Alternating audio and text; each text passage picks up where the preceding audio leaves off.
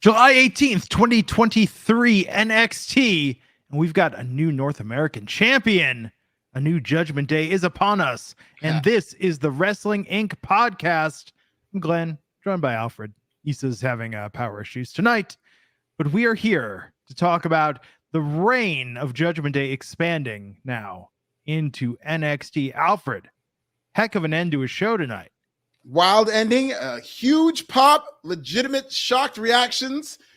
I think the long-term storyline of what it looks like they're going to build another saga with the Bloodline, with the Judgment Day. I feel like they're going to turn that into Raw's Bloodline. We're going to get Monday Night Bloodline through the Judgment Day. We can get into all that, but a lot going on and a couple of trends that I've now noticed a year into the Triple H era that I'm not very happy about. But we'll get into all of that in this broadcast. But a very lively episode of NXT. Yeah, before we dive into everything, what's going on in the news? Well, Vickie Guerrero's deal is up. Big night for Dominik Mysterio. Who knows? Maybe his career could get even bigger if that's possible. Because Vickie Guerrero, according to the gossip websites, her 2-year run with All Elite Wrestling has come to an end. So Vickie Guerrero, a current free agent. I think a lot of people, for obvious reasons, have fantasy booked Vickie Guerrero with Dom. Dom and the Judgment Day are hitting on all cylinders, especially Dom, who you could argue is the best part of the Judgment Day. But I just feel like Vickie Guerrero being part of that whole act would just be like when the Patriots signed Randy Moss or when the Warriors signed Kevin Durant. Like, you've already got a dynasty and you're like, let's just add one of the greatest players of all time here. I don't think there's enough heat in any building to stand in terms of Vickie Guerrero and Dominik Mysterio. But would you be here for Vickie Guerrero returning to WWE, Glenn? 6 months ago, yes, but there were some developments a few months ago, Alfred. You might want to Google. Oh, yeah. Well, I don't think she's particularly on TikTok. I think she's focusing on a travel business for the foreseeable future. Yeah, I don't know how much WWE would want to involve themselves in that, or if they would be scared off by that. I know we're in this era where people are defined by their worst moments and the bad things that happen to them. And yes, that is something that they're going to need to take into account. And WWE is a company that does not, even though they're always in controversy, they do not like to associate themselves with quote unquote controversial figures. So who knows how WWE feels about the issues that went on with, I believe it was a stepfather and her daughter and the estranged relationship there. Chavo weighed in. Yeah, there's a lot of stuff going on there. But strictly from an entertainment standpoint, looking at this strictly from a scripted wrestling standpoint, I think a lot of people would see the potential in Vickie Guerrero and Dominik Mysterio if they receive those reactions. Again, 6 months ago, but I think Dom's got a new mommy now. He does. Let me tell you something. If they're going to turn this into an epic saga, this is one of the many moving parts that they can introduce. You're going to need, they have the same amount of members, I believe, as a Bloodline, but if you introduce Vickie Guerrero and eventually down the road, they're going to have to split them up. Paul Heyman of Judgment. Let me tell you something. That's not the worst idea. She could be the wise girl. You know what I'm saying? She could be the wise mommy. And eventually they can fight over Dom or however you want to do that. But I like the potential, and just seeing how they booked this tonight. I'm going to try to hold off all these the points that we have in talking about what happened on NXT, but it looks like they're going to build a long-term saga with the Judgment Day, and I think Vickie Guerrero would be a great addition to that. Well, we shall see. What else is going on? AEW Collision, not necessarily bad news, not good news. It was flat. And actually, I do think in the long scheme of things, that is good news, as AEW Collision did 579,000, flat with last week. So we're now beginning to develop a pattern. It's about, this is week 5 of Collision? A little over a month. Good for Saturday. It's bigger rating than Rampage. Let me tell you, if AEW Collision is able to, again, it's not accurate to think that this is going to be what they do because there's so many variables. There's such a high variance given the competition they're going to have into the fall, into the winter. But 579, if somehow, some way, by the graces of Tyler Perry, AEW is able to settle into a 600,000 range in terms of AEW Collision, that would be a type of rating befitting of a show that is like an A show, that is another A show in terms of Raw and SmackDown, that comparison. What I think is going to happen over time, not only with college football and NFL, but with UFC, with WWE live events, with a lot of these Saturday spectacular shows that they're going to be having, that AEW Collision is going to struggle into maybe like a 400,000, and they're just going to be the new Rampage in terms of the new B show, even though they are planning for it to be an A show. So we'll see how long CM Punk lasts. We'll see if they're able to develop storylines that are going to keep people tuned in, because you can't really just depend on CM Punk and ride that horse, I don't think. I think you've got to start building up storylines that people are going to want to tune into. Yeah, I agree. Here's the thing, and the thing with Rampage, a lot of people always talk about the competition and stuff like that. That's one thing, but we've seen weeks with AEW where they faced brutal competition and done some of the best numbers. So even though that is a valid excuse, if you have a product, as SmackDown has shown doing historic numbers when everybody else is down, literally everybody else on TV is down, if you have a product that people feel that they have to tune into, it's not going to matter what the competition is. So they're going to need to create that product. Ricky Zaldivar. Interesting point. In a few weeks, Collision's going to go head to head with SummerSlam. Oh yeah, I'm going to be very interested to see what kind of number Collision does doing head to head with SummerSlam. This is the type.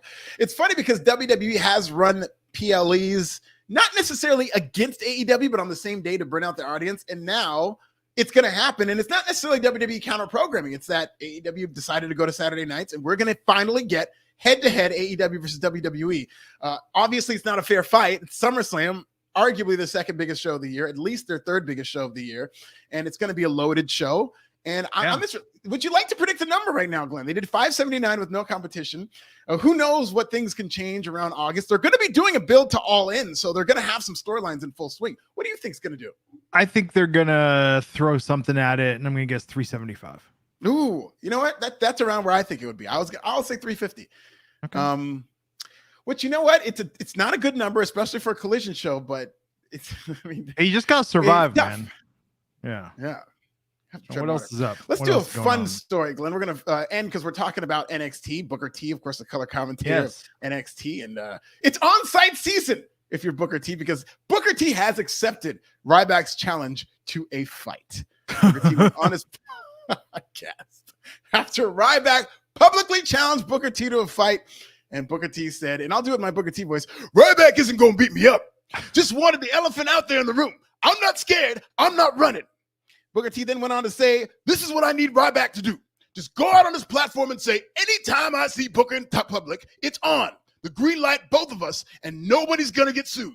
So Booker T essentially is saying that it is on site, that if he happens to see Ryback at a wrestling convention, if Ryback comes to Florida and decides to sit in the crowd with the friends and family at NXT, that it is indeed on site, and Booker T will agree to fight Ryback. Okay. Who do you got in this fight, Glenn? It's tough. You know, Ryback blocked me on Twitter for reasons me too. unknown. He's got me blocked for years. But just recently, like he's been on this podcast before. We had a good conversation. We've exchanged pleasantries online. It puzzles me. I am puzzled. But I don't know. I think this is a tough one. Like, who's in better fighting shape? Who's had a match more recently? That's the question. Booker T. Booker T is nothing to play with. I've got Booker T. I know. I'm not saying. That is a fair question. I think Booker T wrestles occasionally, semi-occasionally for Reality of Wrestling. Every now and then he'll have like a big maybe match. It's on him. And would there be a spinneroonie in this fight? Oh, well, after Booker T wins the fight and watches Ryback, that would be amazing. That would be incredible if he just wins, does a spinneroonie, and then walks off.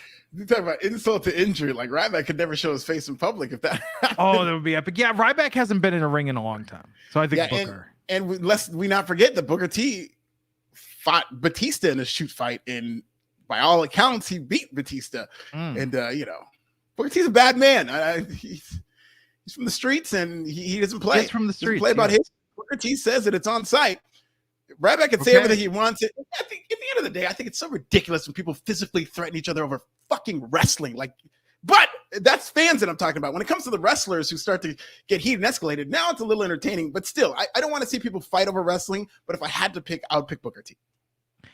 I think there was so much money once the UFC WWE thing goes through. There was so much money if they do a reality show that's like which wrestler can actually like go, and they do like a 16-man shoot fight bracket of professional wrestlers. That's not a bad idea. I would like to see like the Ultimate Fighter with wrestlers. Yeah, where bring a bunch of wrestlers in there. It's not a bad idea. Put a bunch of shooters in there. You get Chad Gable in there. You get Gable Steveson in there. He would win. I mean, that would be unfair. No. But they're going to be trying to do wrestling moves. I'm saying legitimate fights. Okay. Like someone could just like body them with like a punch to the face. You know? Wow. So like Raw Underground, essentially. Yeah. Like let's make Raw Underground its own promotion is what I'm saying. Oh, I'm here for that. And I didn't get a chance to talk about this because I was on vacay. But Raw Underground, over delivered. Like, not even ironically, I thought it was amazing, and I think they really need to do something with that and make that a regular thing. Yeah. No, I think we need much more of that. So should we talk about NXT tonight? A show that originally I was like, oh, this is kind of a good placeholder show, not quite filler, but we had some developments, but they're just really ramping it up slowly for the Great American Bash. Yes, they're definitely ramping up. It's funny because they're ramping it up slowly until the end of the show, where it's like, whoa, we're in high gear. I know now. it was very, and Dominik had to steal Tony D's Homecoming Thunder tonight. He did. I was gonna say that was gonna be the biggest thing that happened tonight. And they had an exchange backstage, and we'll get to that. But I had my issues with that too. But it was great to see Tony being home. Well, so yeah, we knew tonight Judgment Day was going to be in the house, and Dominik Mysterio, Dirty Dom. How is it a company that couldn't clear Submission Sorority or Banger Brothers, somehow Dirty Dom, there's no website out there, when you Google it, nothing scandalous? How is that like just on its face, like the most sort of seedy name WWE has come up with? How is that free and clear from anything scandalous? Yeah, at least, yeah, it's only been a couple of weeks. So I'm sure eventually something's going to come up, but they're in the clear for now. And I don't know. They're playing with fire by naming him Dirty Dom. I'm sure something's going to come up. I mean, I Googled it tonight. DirtyDom.com is not even being used. Somebody has it, but I mean, like, it's crazy, right? It's crazy that like this is the one that broke the curse. Well, then WWE better buy the trademark to DirtyDom.com, because anybody now, if you're listening, you could start a website, DirtyDom.com, that's a smut website, and then that Dirty Dom gimmick is over. Yeah. Are you going to open all your personal ads now with the headline, Dirty Dom Seeks, How, what, you're right. How is Dirty Dom not a foreign website? Dirty Dom Seeks Sassy Sub, like something. Like it sounds like legitimately just like the skeeziest of the names. It's so bad. Oh, absolutely. Yeah. It's so bad. Every time they say it, I'm just like, oh. And it's funny, like him with his mullet, and it's just bad. It's just walking out with Rhea Ripley, and he actually kind of looks like a sub in that relationship. If you look at the aesthetic, they put out that Dom sub aesthetic. Yes. I'm just Nothing saying. wrong being with male subs. A lot of men get immense pleasure out of being subs. Yes. We're gonna stop this conversation short and talk about NXT. God, see, I used to think it was Issa that was the bad influence, but maybe it's us. Maybe it's us, Alfred. You were talking about Doms, man. You just got me going. Yes. So tonight, Ilya Dragunov confronted Carmelo Hayes and Trick Williams.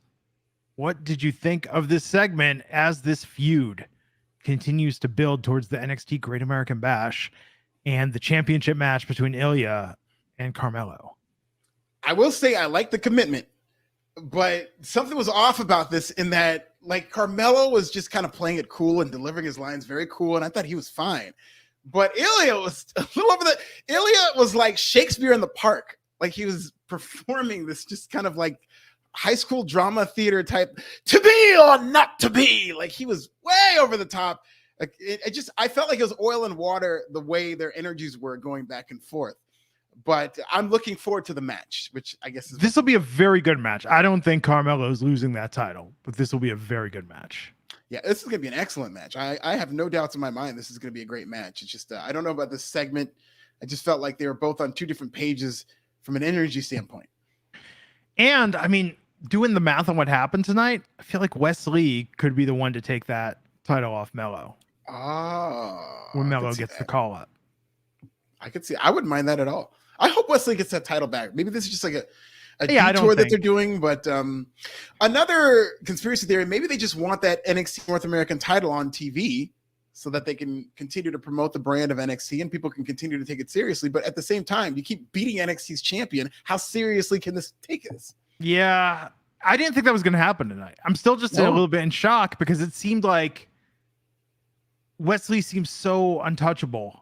Just that he was going to hold that for a long time. Him going against Ali, like you kind of get this feeling he's going to keep doing these challenges and just be like the feel-good champ of NXT, the one you could depend on. So I was shocked tonight. I legitimately was like, "Oh, Judgment Day, something's going to happen somehow. They're going to get thwarted." So, but no, I thought Ilya though in this opening segment looked really good. Love Carmelo with the Mr. PLE. Yes, I think he's just got like tons of charisma, tons of swagger. Like, I think, I think he's going to retain, but I think it's going to be an amazing match. It will. So we went from that promo. Then we had Nathan Frazier and Dragon Lee versus Angel Garza and Humberto Carrillo. And I got to give it to Humberto and Garza. I mean, I feel like nobody is taking them seriously. They got stuck with like the corniest gimmick on the main roster. But this was kind of nice tonight to see them really get a chance to have like a real match and almost set their gimmick aside. Yeah, and they're both very talented. And it's funny because watching this match, it just felt like they were out to prove like we are one of the best tag teams in this company. And they are, legitimately they are. They got to do everything and showcase themselves. And this is just kind of like an advertisement for them to go to the main roster and at least find something for these guys without some silly gimmick. These guys can work. And then they break up like immediately after proving how good they are as a team.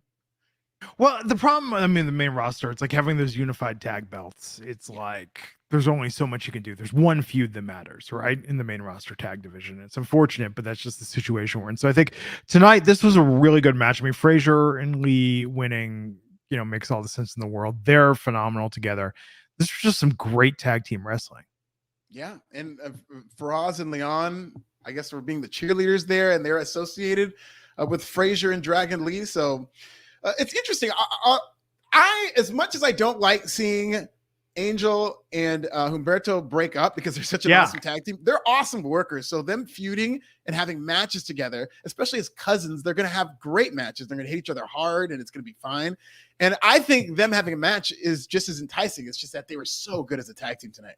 Yeah, this is what I've wanted to see from them the whole time. So after they lost, Garza chewed out Carrillo shoved him to the floor. So we'll see. God, I hope they come back together and get a chance to really like keep showcasing it, because I don't know, or maybe there'll be a reboot after the singles feud. Yeah, I mean, this could be one of those things where it's like, even though they're feuding in NXT, like maybe some agent in WWE or Vince of all people could see them in NXT, be like, God damn, these guys are good. Let's just bring it back to the main roster like nothing happened. Talk to me about the reality that you're from where Vince watches NXT. Oh, no, one of his goons can bring back like one of the clips. I'm sure he watches clips here and there. Vince, it's not that Vince doesn't watch it. I think he's very much aware of it, and he's a control freak. He's probably not watching every single week, but when something great happens, I'm sure he's aware of it. Well, Gigi Dolin took on Kiana James. Alfred, Gigi Dolin knows who she is. She does. She knows who she is. She's not going through the type of existential crisis that Baron Corbin is going through. So she's the opposite of him. Oh my God. She claims to know who she is. Oh yeah. Baron Corbin ran into Baron Corbin tonight. The lone wolf has been cloned. The clone wolf. I wouldn't mind an army of Baron Corbins. I think that would be might amazing. Be where we need to go. That'll be NXT's judgment. That'll be NXT's bloodline. It's just all these Baron Corbins who are fighting for power. The new Baron Corbin gimmick is that he has no gimmick. I think his gimmick is that he's going through a midlife crisis, personally. I think he's going to show up in a Porsche 911 Carrera. He should lose all his money again. Oh, yeah. Go to Vegas. Oh, my God. That was so good. That was such a good storyline. But Gigi Dolin took on Kiana James. Kiana James getting the win tonight. What is going on with Gigi Dolin? I felt like she was on a short list of women in line to get a major push and opportunity. And I just feel like that JC Jane feud didn't really end up doing either of them favors in the long run. Even after that great babyface promo she cut, I just feel like, if you would have stopped watching NXT 3 months ago after Gigi Dolin cut that babyface promo, you would have tuned into that being like, so Gigi Dolin's like female champ, top star in the company, right? And it's like, oh no, she's losing to Kiana James. Yeah, she's just there. They're both treading water. It's weird because this was built as a really big time feud that you would think was going to make at least one of them. But now they both seem to be just kind of floating and out of space. I feel like this feud is really being designed to elevate Kiana James, not Gigi Dolin. Kiana James should be owning a bar she nefariously stole. Yeah. And hooking up with a dude named Sebastian at this point. Like, they should, and they didn't really take advantage of that the way they should have. They had a couple of opportunities. So weird. Gigi Dolin's house with the bar, and Kiana James, maybe she's not as good of a businesswoman as we think she is. Her finishing move's called the 401k. I mean, you would think. You would think. Yeah. This match was fine. Yeah, but I'm frustrated at the lack of momentum for both of these women. Yeah. Ivy Nile ripped down the Diamond Mine flag in the dojo. Are they going anywhere? Is this? They're not going anywhere. They'll come up with something that allows them to stay. I don't know, man. I don't trust this stipulation at all. I will say it was very smarmy of WWE, very meta, for them to do this stipulation with all these rumors out there about the grizzled young veterans, how they're on their way out. And I had a fleeting feeling they were going to do something like this and then go and beat the Creed brothers instead of what everybody assumed was going to be the swan song for the dyad. Yeah. It's odd, man. We had Eddie Thorpe backstage talking about his NXT Underground match. Metaphor walked in. No Mdar. We'll talk about this. I just love what they're doing with him. But Axiom and Scrypts took on Lucian Price and Bronco Nima. Yeah. And Lucian and Bronco got the win. I like these guys. I was very curious to see what they would look like. Obviously not perfect, obviously green, but they've got a Creed brothers quality to them where they're just kind of reckless. They hit very hard and they're super explosive, but they're like wild horses that need to be tamed. Yeah, I think these guys are gonna be great, and they look great. They're in there. They're very Creed big brothers guys. Like quality. That's a rocket to the middle. Oh no, the Creed brothers are going to the top. I mean, the Creed brothers are still early in their development, but that's what I'm saying is that they're very rough around the edges. Give it a couple of years, and I think they'll be fine. All of them. But the real headline here is that Scrypts went to the back with Nima and Price, turning his back on Axiom. Turn on Axiom, and can you blame Scrypts? Axiom has made it very clear that he doesn't mess with Scrypts, that he doesn't want to be tag team. He wants to be a single star. So Scrypts like, okay, fine, I got to find my next thing, and he turned on him. He's like, guys, is there any recommendations for a mask? How do you feel about masks? What if they all come out in Scrypts masks next week? Oh man. What if, Alfred? What if? God, I would pop for it. You know what? I miss the Scrypts mask. Let's get it. Yes. Well, this was all a bit of a warm-up tonight, these matches, because the real main event tonight, regardless of what went last, was Tony D'Angelo returning to NXT. And this recap video, Tony D is NXT's bloodline. This story. Oh, right? I mean, at least from a family standpoint, he's got as much family as this recap. This elaborate thing. Oh, we want you to think Stax set him up, but no, we didn't. And Tony and Stax worked on this to go after coffee, and we had this big elaborate homecoming tonight. With this was really good. I enjoyed this. I like that Tony D is back.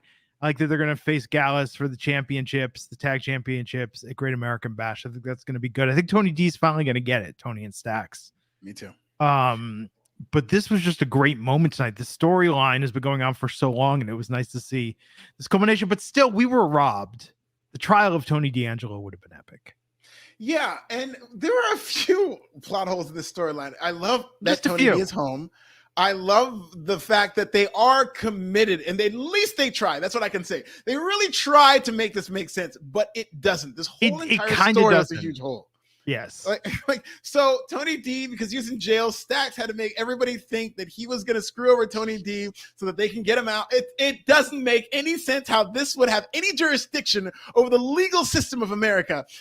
And they tried. That's what I'll give them credit for. Tonight, they tried to tie it all together, but in trying to explain what was going on, made it seem even more ridiculous. I just like seeing Tony D home, and I like seeing the Tony D family. I thought it was very funny that they pulled out all those weapons. Kelvin R. Alexander, $2, saying Tony D has got some fine ass female cousins. I was thinking of Kelvin when I saw I can't remember his cousin. That lady had a stereotypical Italian name. I think it was like a cousin Marie or something like that. And I was thinking about Kelvin, like Kelvin is mighty thirsty right now. This was a great segment. I think they're winning those tag titles. This was a lot of fun. They should, yeah. They put Gallus through a table, so Gallus is going to need their get back before the Great American Bash. Or those rules work. Absolutely. Well, Thea Hale was out there tonight, and they're really making this the story that Thea Hale knows one move. She took on Elektra Lopez, and she got her to submit. Tiffany Stratton came out. Thea was demanding her rematch, and it's going to be a submission match. So I think the surprise of this match is going to be that Thea learns the second move, but I'm just even looking at the screenshot of this right now. Like, Thea Hale looked absolutely incredible the way she was putting in that submission tonight. I mean, I love Tiffany Stratton. I would absolutely adore it though if Thea Hale becomes the NXT Women's Champ.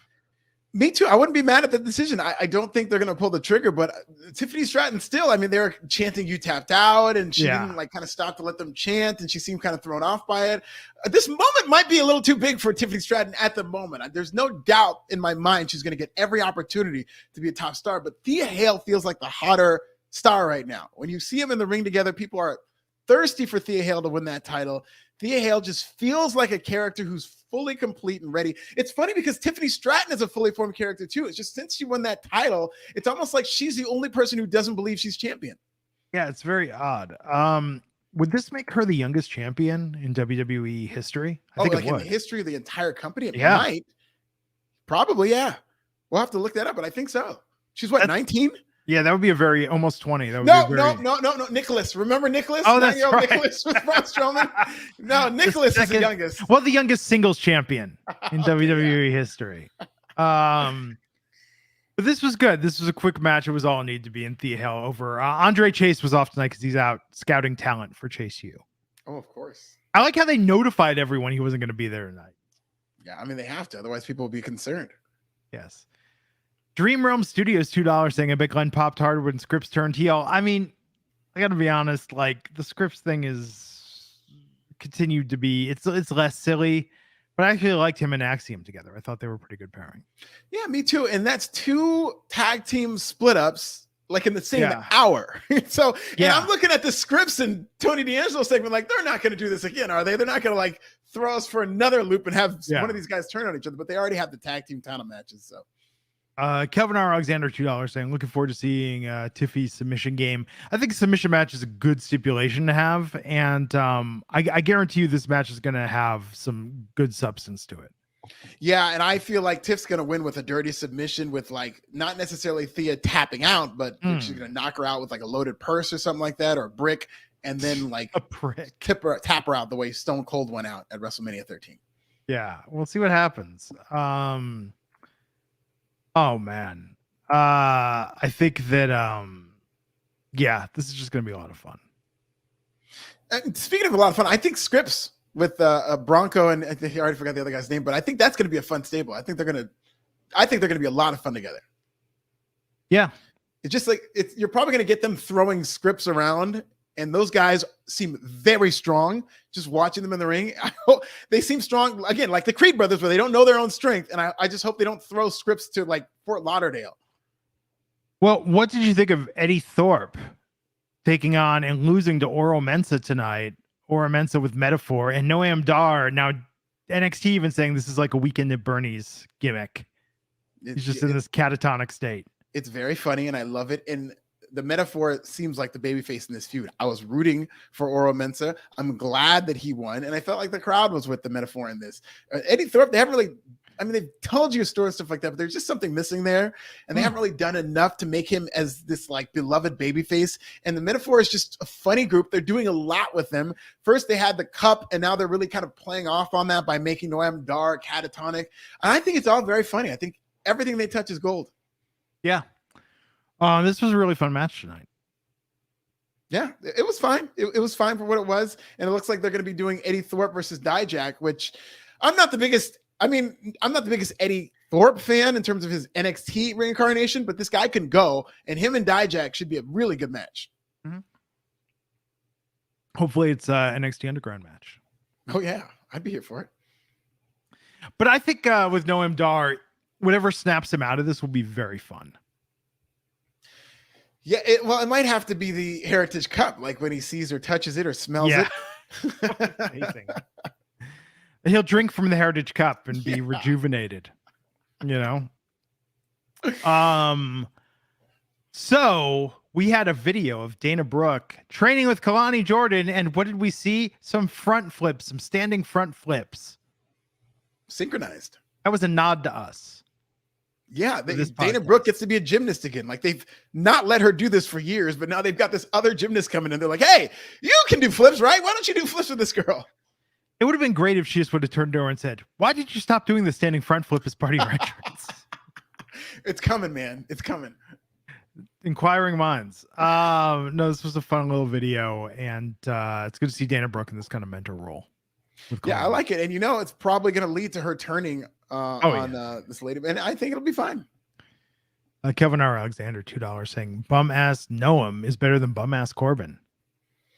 It's a hot take, but he's got some time to go. We can't say that just yet, but if he keeps going this way for the next couple of months, yeah, sure.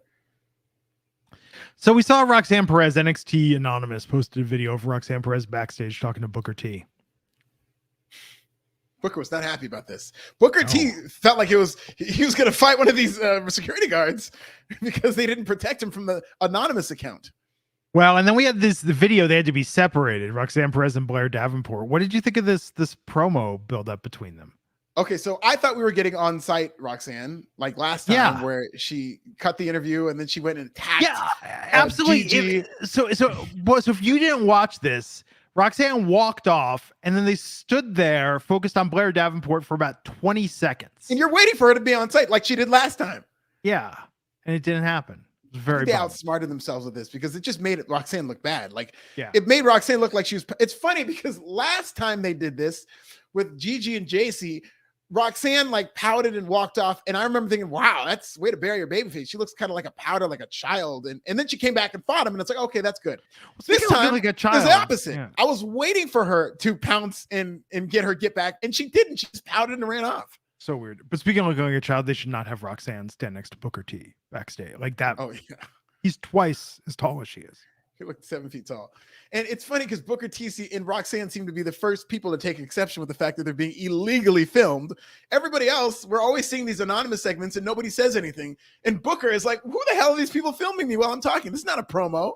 Is Florida a dual party state? You know what? I just learned this because of the DJ Envy drama with Rick Ross, where Gunplay filmed a conversation. And I believe I learned that Florida is not. You are allowed to illegally, it's not illegal in Florida. You're allowed to film somebody while you're talking to them. That's why crank anchors used to fly everyone out to Vegas, Nevada, to make the calls because you could record them here at the single party consent state. Yeah, single party consent. That's right. I think Florida does not have to adhere to those laws. The Slayer 94. That's THA Slayer 94. $2 super chat saying, can't wait to see Loose Cannon Roxanne. That's the thing, man. It's like I want her to go a little nuts, Yeah. She asked, that should be the thing. Whenever I see Roxanne in a via satellite segment, I'm expecting it to be on site at some point where she takes her thing off. It's almost like taking your earrings off, Yeah. Where she takes her headset off and it's time to fight. Well, Cora Jade tonight, having a meltdown with the kendo stick over Dana Brooke and Kalani, gymnastics. It's it kind of comes in handy with wrestling, tumbling and all. Yeah. It's funny. So how are we already the main event? How? I know. Are we missing anything? Did we miss covering something tonight? Are we talking about the Creeds? We're talking about Booker T being filmed? Oh, no, we'll talk about that Schism promo backstage with the Creed brothers and masks in their eyes, looking like the cat clock. Just go back and watch that promo. Tell me which people in the masks you think are the Creed brothers.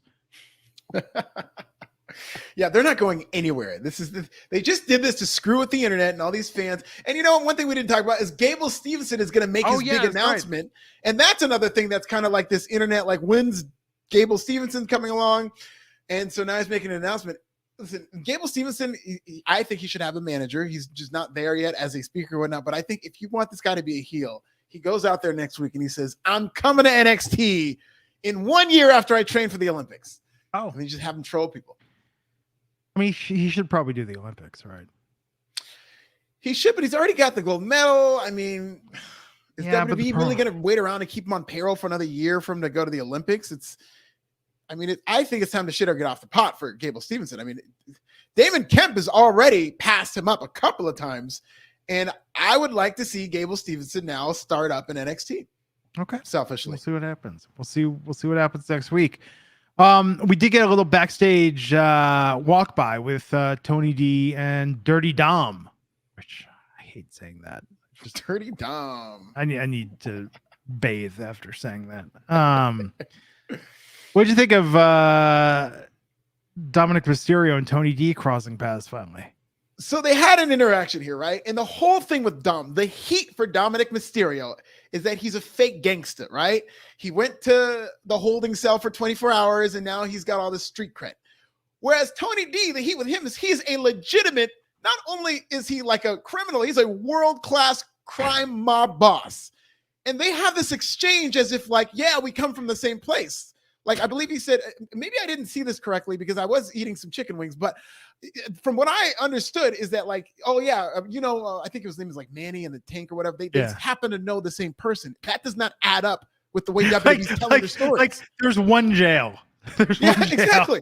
That and like the fact that Dom does not have the same street cred as Tony. So what it should have been is Tony should have said, hey, Tony or Johnny and the Clink, right? And Dom should have just acted like, oh yeah, sure. Oh yeah, we're good friends. Like he should have at the very least acted like he knew what Tony was talking about, but he doesn't have that street cred. This segment made it seem like Dom and Tony are on the same level, which they should not be. Yeah.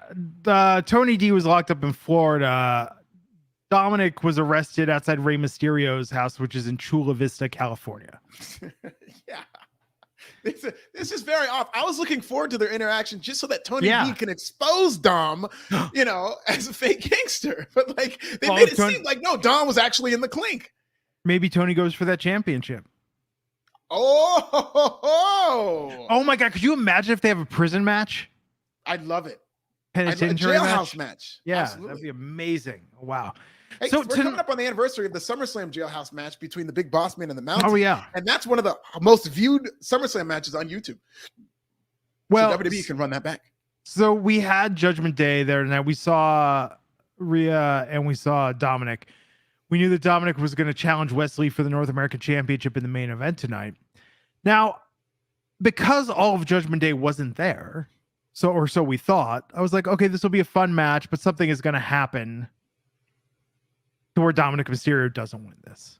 And it seemed like, I mean, this was an actual match, but it's not when Dominik got up, I was just trying to walk off with the belt, and then Wesley like just bodied him flying outside the ring. I was like, okay, right. Dominik's the chicken shit, trying to get out of there.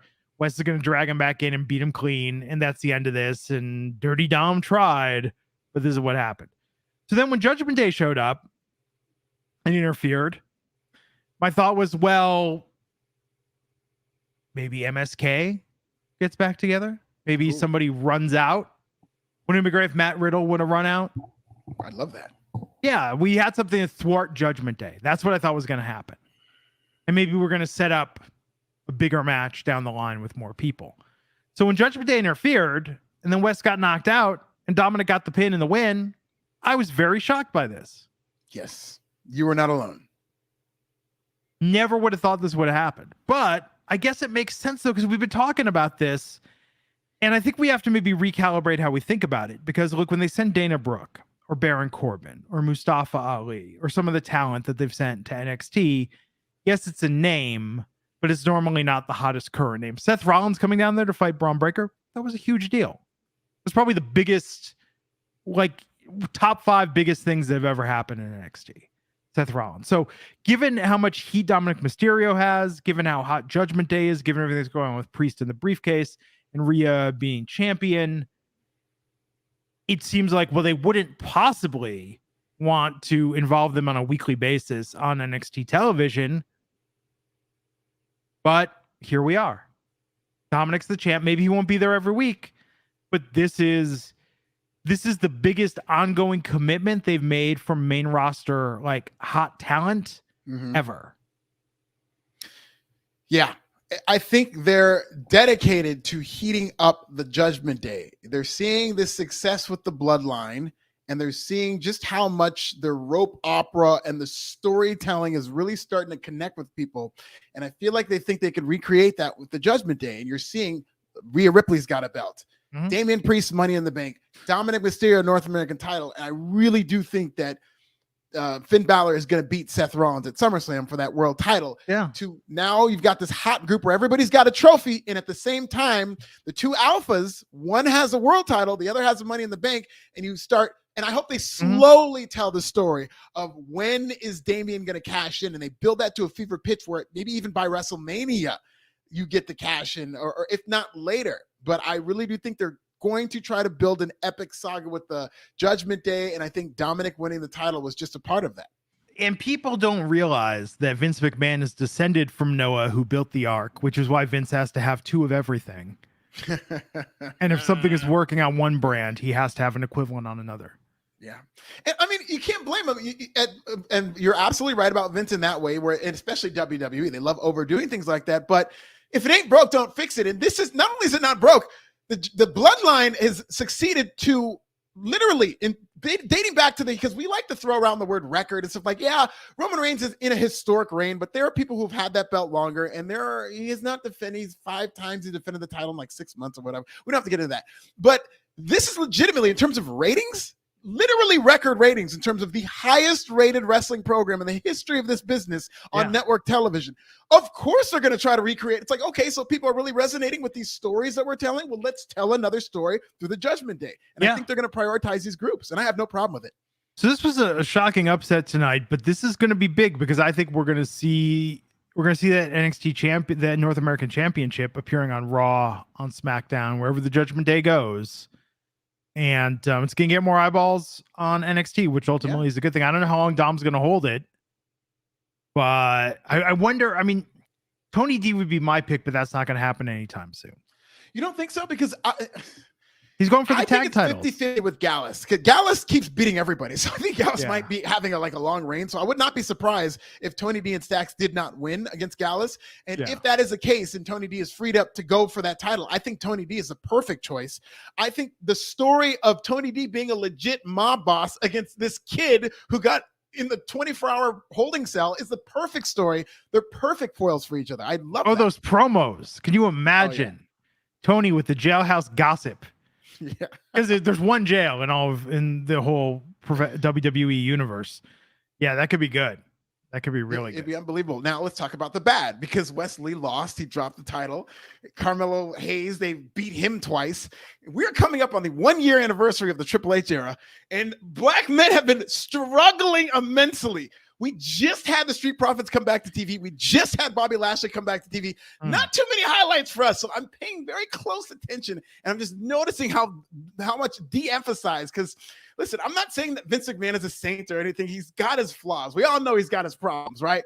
But in the dying days of Vince McMahon, in the final years, I was writing articles about WrestleMania being the blackest WrestleMania of all time. WWE went to Rolling Loud. Black talent felt front and center with Vince McMahon's waning years of WWE. And the Triple H era has slapped. Do not get me wrong. I love the fact that they're promoting the Judgment Day the way they are. But I can't help to notice this subplot of WWE of black men really struggling. It's not just men. I just really do feel like black talent has been devalued over this past year, where there aren't too many highlights, and it's just something that I've been keeping an eye on.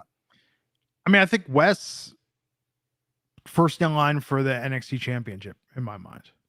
Yeah, and it's funny because the saving grace that I would say is, well, look at NXT. Look at all the black guys coming up in NXT. But like, now that the main roster starts from the Triple H era in NXT, it's rubbing off on them too. Now they're losing. Yeah, we'll see what happens, man. It is interesting. Brian M, $5, saying, shout out to Booker T and Reality of Wrestling along with Zilla Fatu on his debut match last Saturday. Also, the Bash is going to be fire. We'll be there live. I think the Bash is going to be an amazing PLE. I was thinking about going out there. Texas is a flyover state. It's not far. It's not a bad flight at all. I love going to Austin. And that seems like it's going to be a lot of fun. And yes, Zilla, a part of the NOI family. If you don't know about Jacob Fatu, he is, you could argue, the most talented pound for pound NOI member. I really he's got quite a few pounds. He's a pretty big guy. WWE or AEW. He's an incredible super heavyweight. He's killing it in MLW. And my guy, Court Bauer, I hope he stays there for as long as you guys need him and as long as he'll have you. I think Jacob Fatu is like, if they decide to really continue this bloodline storyline, him being a layer in the bloodline would be a lot of fun. I don't know how he didn't get signed. I told the story. I saw him, I guess, right before the pandemic in San Francisco against Jacob Fatu against King Fatboy Papa Esco. That was amazing. Talk about big meaty men slapping meat. This was just two big heavy dudes like throwing each other around a vet's hall. It was incredible. Yeah. Jake's great. Too, like, he's got something different, man. You know, like I think he could be major. So we'll see what happens. He's the one that reminds me of Umaga, and to me, Umaga was the best of all of them. I mean, he looks spitting image of Reminds me. Umaga. Yeah, and the way he moves, he's just so explosive in there. And he had great matches with the Hammerstone. And MLW slaps, and he's great in MLW. Yeah. But you just kind of you always fantasy book seeing wrestlers working with other guys. And he's been with MLW for so long that I now want to see how he would work with like the Usos or Gunther and just all these great matches he could have. Oh, that'd be incredible. Wrestling Enthusiast 499 saying, love the show. Glenn, what's up with the big globe? I keep reading it out in Vegas. Is a screen on every day? A moon or Saturn graphic would be cool. I have footage on my timeline. Somebody took it of the tram going by. It lit up for the moon. I haven't seen it on every day, but there was a period of time it was on during the day. I know it's on at night now. It's the MSG Sphere. It's a concert venue that is going to open in a few months. U2 is going to be doing like 20 dates there, bringing back the Zoo TV idea, playing Octone Baby. But it looks sweet, man. I was the biggest skeptic. I was like, oh, Vegas, this is dumb. Who cares? But man, Vegas has needed a new landmark on the strip for a while. And this is a pretty sweet one. Like, and those screens don't look like screens. This isn't some projection screen or a Titantron. Like, this is ultra sharp. It looks pretty spectacular. When I was in Vegas briefly, there was doing Summer League and they lit it up to look like a basketball and it looked amazing. Yeah, it's really cool. The Slayer 94, $5 saying, hate that West lost the title. Can't be mad at Dom playing into his dirty role. Better than someone that has dirty in their name in another promotion. Who's dirty in the other promotion? I know Dirty Dutch is the original Dirty, and he's not very happy that they aped his nickname for Dom. He's been tweeting about that like a madman. Shout out to Dutch Mantel. But I feel like we should know this, who they're alluding to. Who's dirty in AEW? I mean, I feel like it's been used. A lot of people are dirty in the wrestling. This is a dirty business. Oh, well, there's Dirty Dango. Dirty Dango, yes. As Fandango is called now. Dirty Dick Murdoch. Sorry. Never. Dirty Dick Slater. That's funny. I think it's great. I thought it was a great moment because these people were, you talk about being shocked. I was shocked too, Glenn. And you brought up a great point in terms of Dominik Mysterio walking out with that title is such a trope WWE does when a heel is about to lose. Yeah. Where he's walking away with the title. They almost never win it in those circumstances. So it was a good fake out and it helped build to the shock of Dominik Mysterio winning that title because they were cutting to people in the crowd. And sometimes WWE does this. People to be shocked. Yes, the hands over the mouth and people just legitimately shocked. And even the reaction, people going crazy. I thought it was a good moment. Yes. The Slayer saying, yes, Dirty Dango. What do you want Dirty Dango to do? How dirty do you want Dirty Dango to be? I mean, the guy's been dirty. He's one of the pioneers of dirty. So he just needs to be himself. Yes. Brian M, $2 saying Jacob Fatu was the match of the night Saturday. Jacob Fatu, if you haven't watched Jacob Fatu match, like look this dude up. He is something else. And also, if we're talking about secondary promotions as well, Impact Wrestling, Joe Hendry, who is feuding with Dirty Dingo, is one of the best acts that maybe the best kept secret in wrestling right now. He does these music videos for his entrances, and they're almost always, especially for big matches, he makes custom music videos. Oh, wow. And they're always very funny and entertaining, and he does a great job. I went on like a deep dive for like an hour watching all of his music videos, and he's very funny. Check it out. Joe Hendry's going to be a big star. Dream Realm Studios says dirty scripts. Let's just add dirty to every wrestler's names. Everybody's got to be dirty. No, it's got to be alliterative, though. It's got to have the D there. It's true. The dirty D. Dirty D.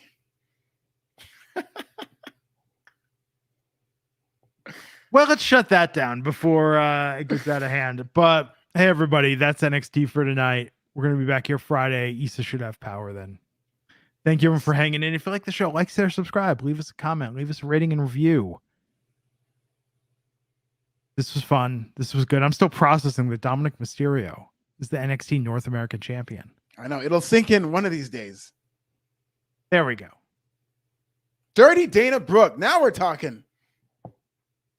But she's got to do the front flip. She does. She can't be dirty if she doesn't do the front flip. Okay. Alfred said, this is nasty. I'm at Glenn Rubenstein. Have a good night, everyone. Tomorrow, AEW coverage, and two of us will be back Friday. Till next time, take care.